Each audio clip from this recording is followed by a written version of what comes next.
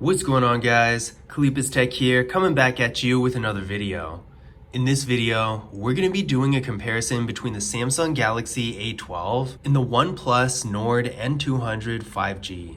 In this video, I'm going to be going over the differences between these two phones to help you decide which one is better for you. But before we go any further, I do want to remind you to go ahead and hit that subscribe button. It helps out the channel a lot. But with that being said, let's get into the video. So the Samsung Galaxy A12 has a 6.5-inch PLS IPS LCD display with a resolution of 720p, a PPI of 270, an aspect ratio of 20:9, and a screen-to-body ratio of about 82.1%.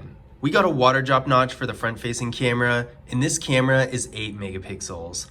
I'm not a huge fan of the water drop notch, but at least with this phone, it's not very intrusive. And overall, I do have the brightness at 100% right now, and I would say it looks pretty good. The phone itself isn't the thinnest out there, but it's not the thickest either. Overall, I would say it's a good size and it's pretty comfortable to hold in your hand. I do like the texture of the back here. I think this looks really cool, and the materials are pretty decent.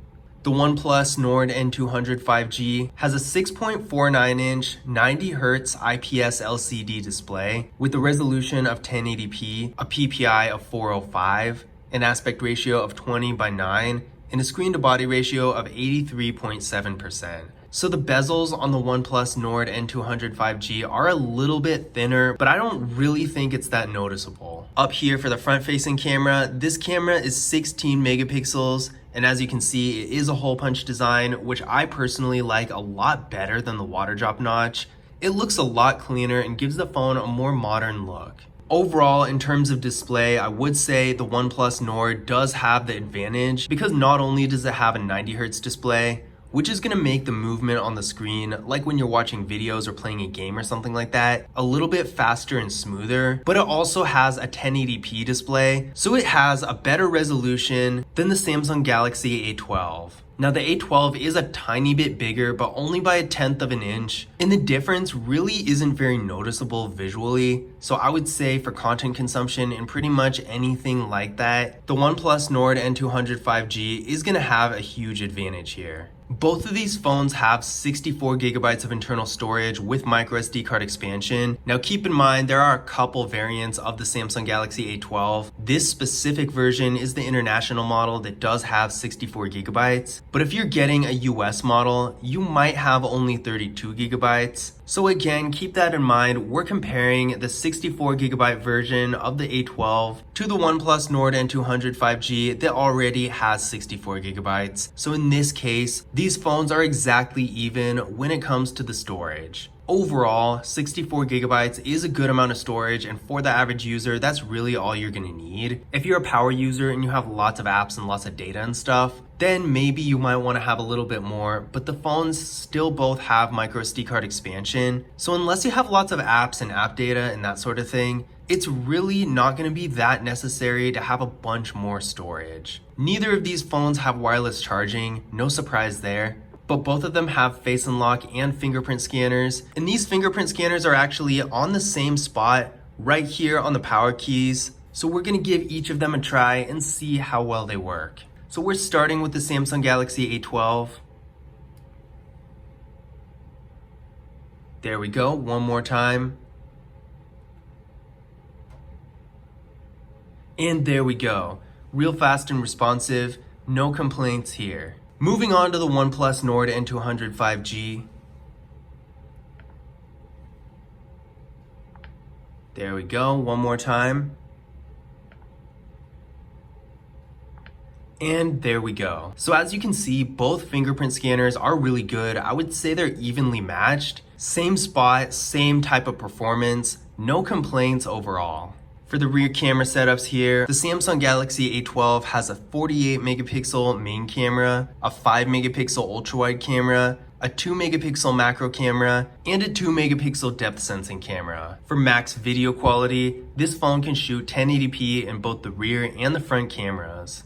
The OnePlus Nord N200 5G has a 13 megapixel main camera, a 2 megapixel macro camera, and a 2 megapixel depth sensing camera. Same thing for the video quality. This phone can also shoot 1080p in both the rear and the front cameras, so no real difference there. Now, in terms of camera features and quality overall, I would definitely say the Samsung Galaxy A12 has a huge advantage here. Honestly, the OnePlus Nord N200 5G doesn't take the greatest pictures. They're not awful, but if taking really nice pictures that you're gonna keep is one of the most important factors to you, I would say the Samsung Galaxy A12 has a huge edge because while the OnePlus Nord N200 5G does take, I guess, decent pictures, the Samsung Galaxy A12 actually takes really good pictures and has an ultra-wide camera, whereas the OnePlus Nord N200 5G does not. Internally, the Samsung Galaxy A12 is getting 4 gigabytes of RAM with the MediaTek Helio P35 processor. Now keep in mind, if you have the US model, this is going to be 3 gigabytes of RAM and not 4. I ran a Geekbench 5 benchmark test on this phone and it came back with a single core score of 169 and a multi-core score of 965. The OnePlus Nord N200 5G is getting 4 gigabytes of RAM as well with the Qualcomm Snapdragon 480 5G processor.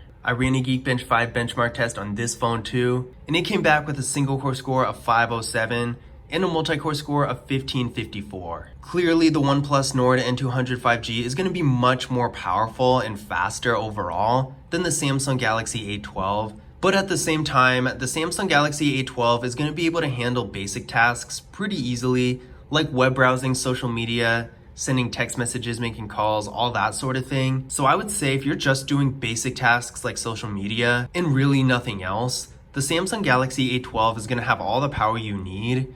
But if you're doing more high-end tasks like gaming and video editing and that sort of thing, the OnePlus Nord N200 5G is going to have a huge advantage because with this kind of processing power, you're going to be able to do most things without any issues. These phones both have 5,000 milliamp hour batteries, so you're probably not going to have to worry a whole lot about battery life if you have either of these. They're going to last really long throughout the day, even with heavy use, and down the road, all batteries do degrade and wear out eventually, but with batteries of this size, you're going to be able to keep these phones a lot longer without replacing them because you're not going to notice the battery degradation nearly as quickly as you would with a smaller battery. In addition to this, both of the phones do support pretty good fast charging, the Samsung Galaxy A12 with 15 watt and the OnePlus Nord N200 5G with 18 watt. Now clearly the OnePlus Nord N200 5G is going to have slightly faster charging if you happen to have an 18 watt charger,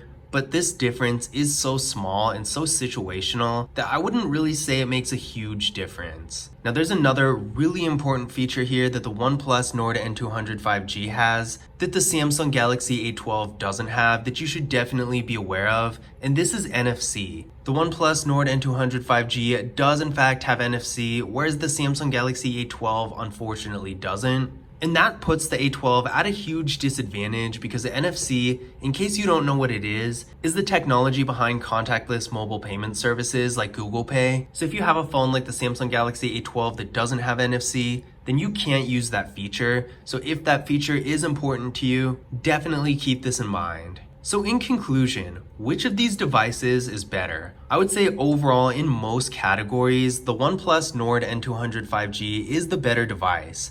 It has a better quality display, a more powerful processor, it has NFC, slightly stronger fast charging, and overall, in my opinion, a much nicer and more modern look. But on the other hand, the Samsung Galaxy A12 is not a bad phone at all. It has storage equal to that of the OnePlus Nord N200 5G, provided you get the proper variant. And the processing power, while not being nearly as strong and fast as the OnePlus Nord N200 5G, is decent enough to handle everyday tasks like browsing the web and going on social media. And in addition to this, the Samsung Galaxy A12 has a much better camera that not only has an ultra-wide camera, whereas the OnePlus Nord does not, but also takes just better pictures in general. So I would say if photos is one of your top priorities, For sure, keep this in mind because the Samsung Galaxy A12 wins in every category when it comes to the camera. I would say if you're in a situation where the primary function of your phone is taking pictures and then posting those pictures on social media or something, the Samsung Galaxy A12 is going to be a perfect device for you because even though it can't do a ton more than that, because it does take really good pictures, and with this processor, while you're not going to be playing any high-end games or anything like that, the phone should be able to handle apps like Instagram and that sort of thing